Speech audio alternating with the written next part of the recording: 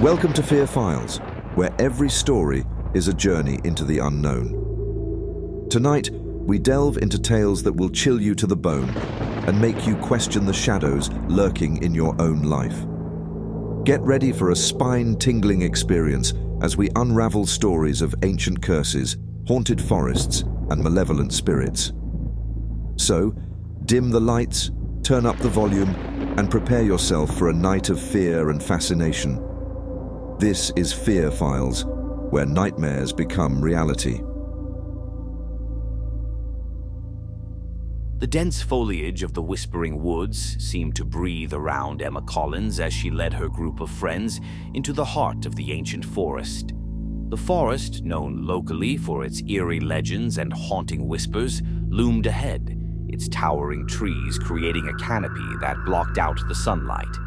Emma had always been intrigued by the forest's dark history and decided to take her friends on a hiking trip, hoping to study its unique ecosystem. The group consisted of 5 close friends: Emma, a passionate environmental scientist; Michael, her adventurous and optimistic boyfriend; Sarah, a pragmatic school teacher; David, a history enthusiast; and Lily, a skeptic and photographer. They were all excited about the trip, though the whispers of local legends about a malevolent witch had caused a few nervous laughs. "This place is incredible," Michael said, glancing around with wide eyes. "It's like stepping into another world."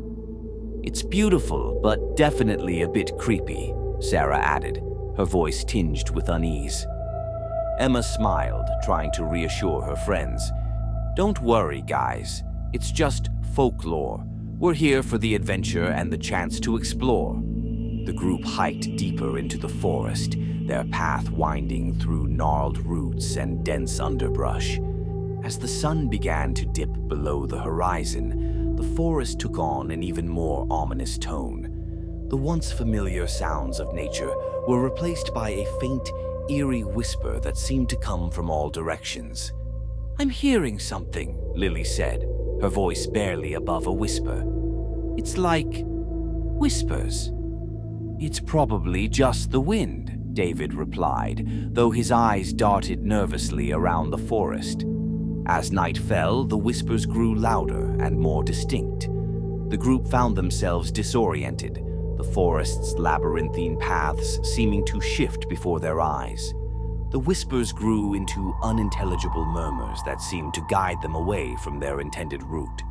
"We should have set up camp by now," Michael said, frustration evident in his voice. "We're lost." Emma tried to stay calm. "Let's not panic. We just need to retrace our steps." But the forest seemed to conspire against them. The path they had followed vanished, replaced by an endless expanse of gnarled trees and tangled undergrowth. The whispers became more insistent, echoing their fears and insecurities. "I don't like this," Sarah said, her voice shaking. "This place feels wrong." Just as they were about to lose hope, they stumbled upon a clearing. In the center stood an old, decrepit cabin, its windows glowing with an unnatural green light. The group approached the cabin with a mixture of curiosity and trepidation. The cabin was unlike anything they had seen. Its wooden walls were covered in ancient runes, glowing faintly in the dim light. Inside, a cauldron sat in the center of the room, its contents emitting a sickly green vapor. The air was heavy with the smell of herbs and something more sinister. "Look at this," Lily said, pointing to the runes on the walls. "These don't look like anything I've seen before." Emma examined the runes with growing unease. "These symbols are ancient. They might be related to some kind of dark magic." The group's curiosity was overshadowed by a growing sense of dread. As they explored the cabin, each member began to feel an increasing chill, as if they were being watched. Suddenly, the cauldron's green glow intensified, and the room was filled with a chilling whispering. The voices seemed to call out their names, each whisper tainted with a promise of fear and despair. "I don't like this," Michael said, his voice trembling. "We should leave." But as they turned to leave, the door slammed shut with a deafening bang. The group was trapped inside the cabin, their only escape seemingly blocked by an unseen force. The whispers grew louder, becoming almost deafening. Each member of the group began to experience terrifying visions related to their deepest fears. Sarah saw ghostly apparitions of her students in distress, begging for help. David was haunted by shadowy figures from his historical research, revealing dark secrets he had uncovered. Lily saw her photographs come to life, with sinister figures emerging from the images. Emma, struggling to keep her composure, tried to analyze the situation scientifically, but the intensity of the curse was overwhelming. The forest outside seemed to close in, its whispers growing louder and more sinister. "I can't take this anymore," Sarah cried, her eyes wide with terror. "We need to get out of here." As the night wore on, the group's unity began to fracture. Paranoia set in as the whispers fed on their fears, sowing distrust among them. The cabin became a battleground of psychological terror, with each member battling their own personal demons. In the midst of their torment, Emma found an old journal hidden in the cabin's attic. The journal belonged to a former inhabitant of the cabin, detailing rituals and dark magic practices. Through the journal, Emma learned that the witch's curse was tied to the ancient runes and the cauldron. The witch was a powerful sorceress who was betrayed and cursed, Emma explained to the group, her voice strained. Her spirit is bound to the forest, and she feeds on the fear of those who enter. With this revelation, Emma realized that the only way to escape was to confront the witch's curse directly. They needed to destroy the cauldron and the runes to break the witch's hold over the forest. As the group prepared for their final confrontation, the witch's presence grew stronger. The forest outside seemed to come alive with shadows and whispers, creating a nightmarish landscape. The cabin's interior was a maelstrom of supernatural activity, with the runes glowing ominously and the cauldron's green glow intensifying. The group gathered their courage and confronted the witch's spirit, which manifested as a shadowy, contorted figure. The witch's voice echoed through the cabin, promising to consume their souls if they failed. Emma and her friends worked together to destroy the cauldron and the runes. The witch's spirit fought back with fierce malevolence, but the group's determination and unity proved stronger. With a final, desperate effort, they shattered the cauldron and burned the runes, breaking the witch's curse. As the dawn broke, the forest seemed to release a sigh of relief. The oppressive atmosphere lifted, and the whispers faded away. The group emerged from the cabin, exhausted and traumatized, but alive. "We made it," Michael said, his voice weary but relieved. Emma looked back at the cabin, now a desolate ruin. "It's over. We broke the curse." The group made their way back to civilization, forever changed by their ordeal. The forest, once a place of terror, now seemed peaceful, though the memories of their experience lingered. Back in their normal lives, the group tried to move on from their harrowing experience. But as time went on, they began to notice subtle, unsettling signs that the witch's curse might not be entirely gone. Whispers in the wind, shadowy figures glimpsed in mirrors, small reminders that the Whispering Wood still held its secrets. Emma, now deeply affected by the experience, continued her research into the forest's history, determined to uncover more about the witch and her dark magic. The forest's grip on her was not easily broken, and she knew that the shadows of the Whispering Woods would always be a part of her. Emily Harper, Sarah Wells, and Tom Roberts set out on a crisp autumn morning, the air brimming with the promise of adventure and discovery. The Whispering Grove, a secluded patch of forest on the edge of their small, rural town, had always intrigued Emily with its chilling legends and dark history. She was a freelance writer and amateur photographer, known for her fascination with folklore and the supernatural. This trip was a chance to gather material for her latest project, a deep dive into local legends and eerie phenomena. Sarah, her childhood friend, and Tom, Sarah's boyfriend, joined Emily, drawn by their curiosity and a shared love of the outdoors.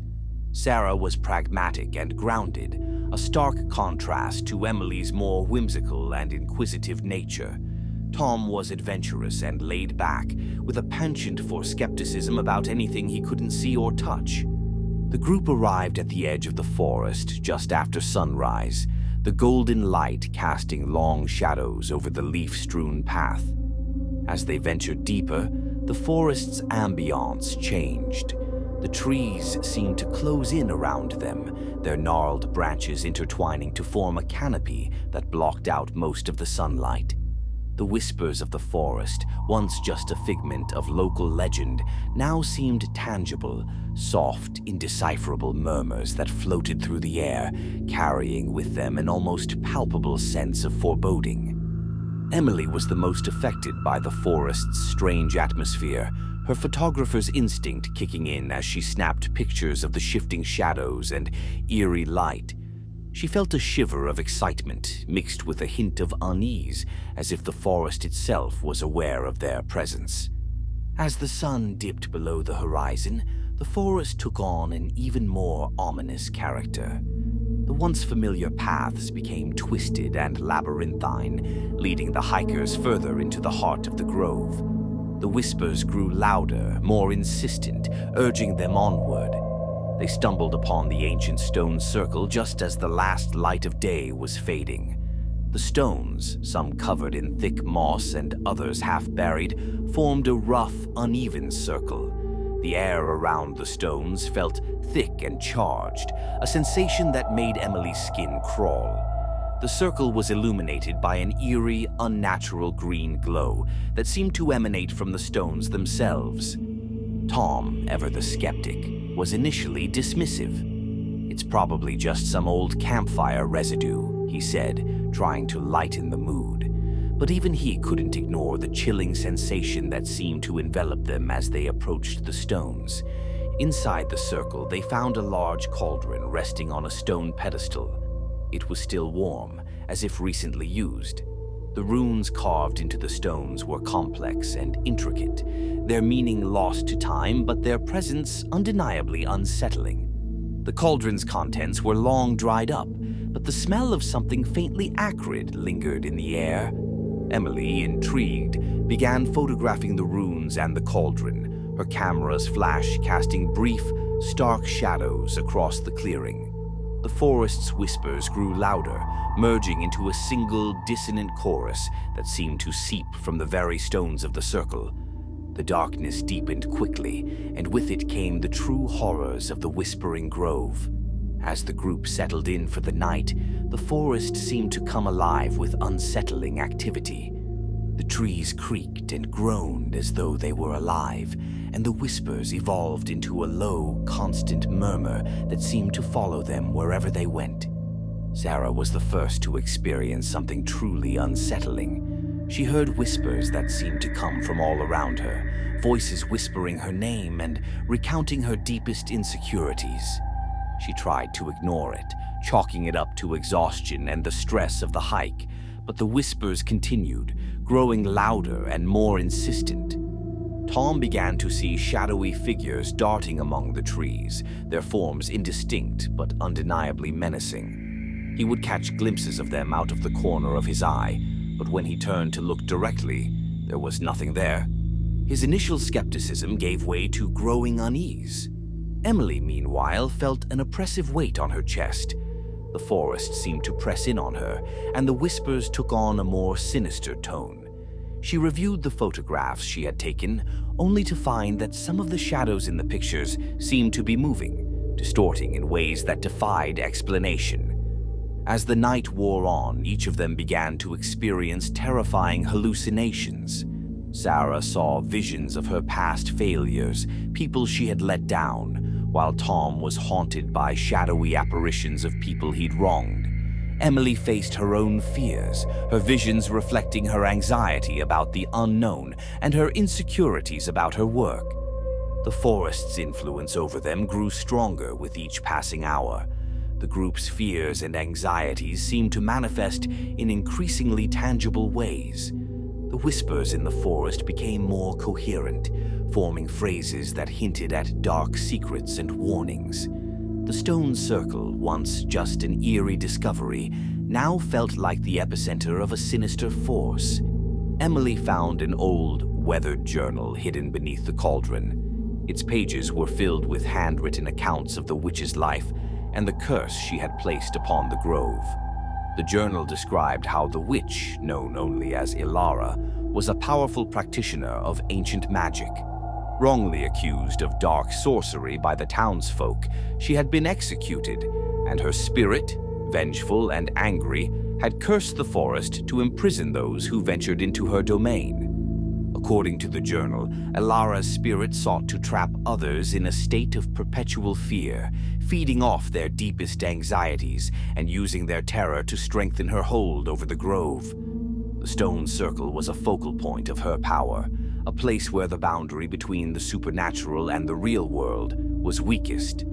The more Emily read, the clearer it became that their only chance of escape was to confront their fears and break the witch's hold.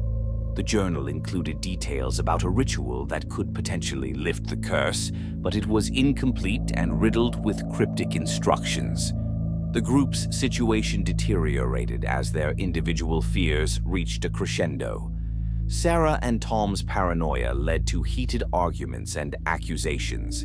Each member of the group was on edge, their nerves frayed by the relentless torment of the forest's supernatural influence. Emily, determined to find a solution, decided to attempt the ritual described in the journal. She gathered the necessary components, her own fears and regrets, a symbolic representation of the witch's power, and set up the ritual in the stone circle. The air crackled with tension as she performed the incantations, but the forest's whispers grew louder, more insistent, and the oppressive energy seemed to intensify. The ritual's progress was hampered by the growing chaos within the grove. The shadowy figures grew bolder, their shapes more defined, and their movements more threatening. The figures began to interact with the hikers directly, taunting them and exacerbating their fears. The line between reality and hallucination blurred as the forest seemed to warp around them. As the ritual neared its climax, the forest's influence reached its peak. The shadows and whispers coalesced into a final, horrific manifestation of the witch's spirit. Emily, Sarah, and Tom faced their worst nightmares in a series of intense, personal confrontations. Emily's confrontation with the witch's spirit revealed a chilling truth. The curse was not just about fear, but also about acknowledging and accepting one's own guilt and mistakes. The spirit thrived on the unresolved traumas and fears of its victims, and breaking the curse required them to face and accept their own shortcomings. In a dramatic showdown, the group battled the witch's spirit and the manifestations of their fears. The struggle was both physical and psychological, as they fought to overcome their anxieties and the malevolent forces that sought to consume them. With the curse broken, the oppressive energy of the forest began to lift. The stone circle lost its eerie glow, and the whispers faded into silence. The forest seemed to return to its natural state, though the memory of the night's horrors lingered. The hikers, exhausted and traumatized, found their way out of the grove. The experience had changed them profoundly, and the bond between them was strengthened by their shared ordeal. Emily reflected on the journey and the nature of fear, realizing that the true horror lay not in the forest itself, but in their own minds. As they left the whispering grove behind, the whispers of the forest faded away, and the oppressive atmosphere lifted. The grove remained a haunting reminder of the darkness that lies within, and the courage required to confront and overcome one's deepest fears. The story ends on a haunting note, with Emily looking back at the grove from a distance, feeling a lingering sense of unease, but also a newfound understanding of the power of fear and the importance of facing one's inner demons. The forest stretched out before them, an endless sea of dark green and shadow. Jack Thompson led his team of experienced hikers, Emily, a botanist with a fascination for folklore, Daniel, an ex-military survivalist, and Lisa, a nature photographer, into the uncharted wilderness known as the Witch's Domain. They had heard the legends about the forest, about the powerful witch who guarded her domain with ruthless efficiency, but their curiosity outweighed their caution. The group moved cautiously through the undergrowth, their path marked by the occasional cryptic symbol etched into the bark of ancient trees. The air was thick with humidity, and a dense fog began to roll in, obscuring their vision and warping reality. The forest seemed to shift around them, with trees that appeared to move and paths that seemed to change direction. As they ventured deeper, the fog grew heavier, and the forest's atmosphere became increasingly oppressive. They stumbled upon a clearing where a dilapidated cottage stood, overrun by thorny vines and surrounded by a pack of feral wolves. The wolves' eyes glowed with an unnatural light, their growls echoing through the mist. Jack, ever the leader, decided they needed to investigate the cottage. The group, though apprehensive, followed him, pushing through the dense vegetation and the pack of wolves that seemed to be guarding the entrance. The cottage was a ruin, its walls crumbling and its roof caved in. Inside, they found the remnants of an old hearth and rotting furniture.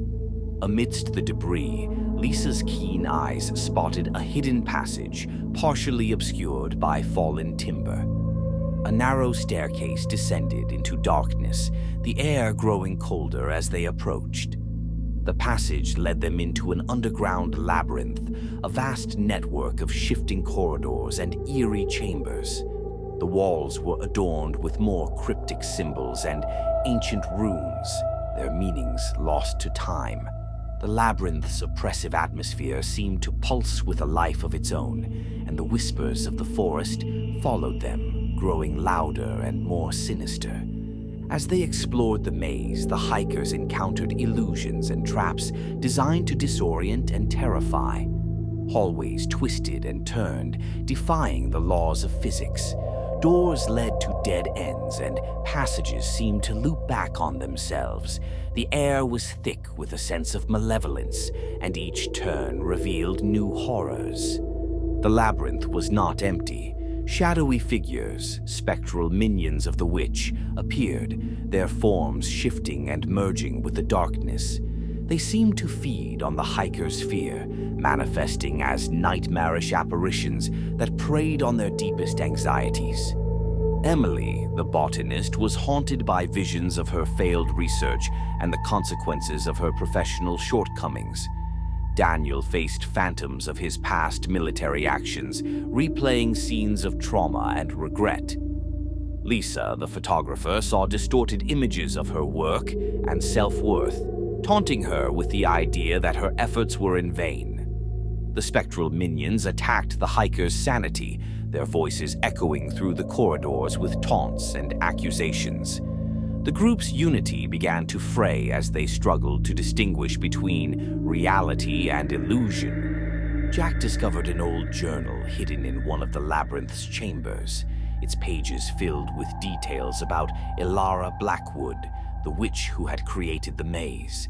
The journal described how Ilara had been wronged by her community and had used her dark magic to create the labyrinth as both a prison and a trap. The journal included fragmented instructions for a ritual that could potentially break the curse, but the details were incomplete and cryptic. Jack realized that to escape, they needed to understand and confront the nature of the curse, which was deeply tied to their own fears and regrets. The group's desperation grew as they continued to navigate the labyrinth, facing increasingly terrifying encounters and struggling to maintain their grip on reality. They began to piece together the ritual, but the witch's influence made it difficult to focus and trust one another. The climax of the story brought the hikers to the heart of the labyrinth, where they faced Ilara Blackwood in her full, terrifying form. The witch's spectral presence was overwhelming, her malevolent aura filling the chamber with a palpable sense of dread. In a dramatic confrontation, the hikers had to perform the ritual described in the journal. The process required them to face their deepest fears and confront the memories that the witch had manipulated. The ritual was fraught with danger as the labyrinth seemed to fight back, with traps and illusions intensifying. Jack, leading the ritual, had to overcome his own fear of failure and the pressure of leading his team. Emily, Daniel, and Lisa each confronted their personal demons, their struggles reflecting their growth and realization. With the ritual completed, the labyrinth's oppressive energy began to dissipate. The shifting corridors stabilized, and the forest's whispers faded into silence. The hikers, exhausted and traumatized, made their way out of the labyrinth. As they emerged from the underground passage, the fog in the forest lifted, and the once menacing atmosphere of the witch's domain seemed to recede. The pack of wolves had disappeared, leaving behind only the remnants of their watchful presence. The group, though physically unharmed, was deeply affected by their experience. They had faced their fears and survived, but the emotional scars of their ordeal remained. They left the forest with a newfound respect for the power of ancient legends and the importance of confronting one's inner darkness. The forest, once a place of dark mystery, had been exposed to the light. The witch's domain remained a haunting reminder of the power of fear and the consequences of hubris. Jack, Emily, Daniel, and Lisa reflected on their experience, their bond strengthened by their shared ordeal. Emily's photographs of the forest and the labyrinth captured the eerie beauty of the witch's domain, though they were tinged with the darkness of their experience. The story of their encounter with Ilara Blackwood became a cautionary tale, a testament to the power of fear and the courage required to face it. As they looked back at the forest from a distance, the hikers felt a lingering sense of unease, but also a deep sense of accomplishment. They had faced the darkness and emerged, changed and wiser, from the labyrinth of shadows. Thank you for joining us on tonight's journey through the darkest corners of the unknown. We hope you enjoyed the chills and thrills that only Fear Files can deliver. If you survived the terror, don't forget to like, subscribe, and hit that notification bell so you never miss a moment of our spine-tingling tales. Share your thoughts and fears in the comments below, and remember, the night is always darkest before the dawn. Until next time, keep your lights on and your fears close. This has been Fear Files, where the horror never truly ends.